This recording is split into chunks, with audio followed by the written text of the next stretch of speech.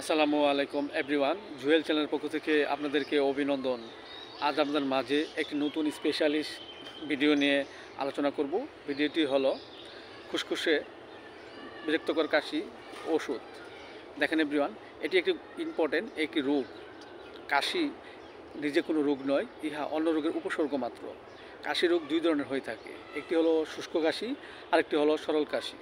কাশি হওয়ার কারণ হলো আমাদের যদি গলায় অত্যধিক পরিমাণে ঠান্ডা লাগে, কিংবা আমরা যদি অত্যধিক পরিমাণে ঠান্ডা জাতীয় খাবার খাই, এর ফলেও আমাদের মাঝে খুসখুসে কাশি রোগটি দেখা দিতে পারে। সো এভরিওয়ান, এই রোগটি দেখা দিলে আমরা যে ওষুধ সেবন করব তা হলো, এই রোগ আক্রান্ত ব্যক্তিটির যদি হঠাৎ গলায় ঠান্ডা লাগে এবং ডুক গিলতে খুব কষ্ট হয়, এক্ষেত্রে আমরা যে ওষুধটি সেবন করতে পারি সেটা হলো কোস্টিকাম 30। আমরা 2 ফোঁটা করে সকাল বিকাল 2 বার সেবন করতে পারি। এবং আমাদের মাঝে যদি প্রচুর খুসখুসে কাশি থাকে এবং কাশতে কাশতে রোগী অস্থিরতা ভাব থাকে এবং খুব অস্থিরতা ভাব বেশি থাকে এবং খুব গলা ব্যথা করে, এক্ষেত্রে আমরা যে ওষুধটি সেবন করতে পারি সেটা হলো একুনাইট 30। আমরা 2 ফোঁটা করে সকাল বিকাল 2 বার সেবন করতে পারি।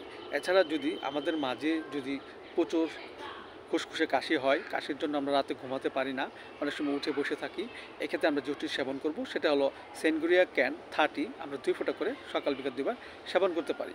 পাশাপাশি আমাদের হোমিওপ্যাথি যে বায়োকেমিক বড়ি ফেরামপস 6-এর 4টি গোবর চিবিয়ে আমরা হালকা গরম কুসুম পানি সহ সকাল বিকাল 2 বার সেবন করতে পারি। এতে করে অনেক অংশে আমাদের মাঝে যে বিরক্তকর খুসখুসে কাশি তা আস্তে আস্তে দূর হয়ে যাবে। পাশাপাশি আমরা পথ্য হিসেবে যা গ্রহণ করব, যখনই আমরা কোনো কিছু খাবো তখন অবশ্যই আমরা হালকা গরম কুসুম পানি সেবন করব এবং ঠান্ডা যেন গলায় না লাগে সেজন্য আমরা গলাটা অনেক সময় বেঁধে রাখবো। এতে করে অনেক অংশে আমাদের মাঝে সুস্থতা ফিরে আসবে। সবাই ভালো থাকেন, সুস্থ থাকেন। আল্লাহ হাফেজ।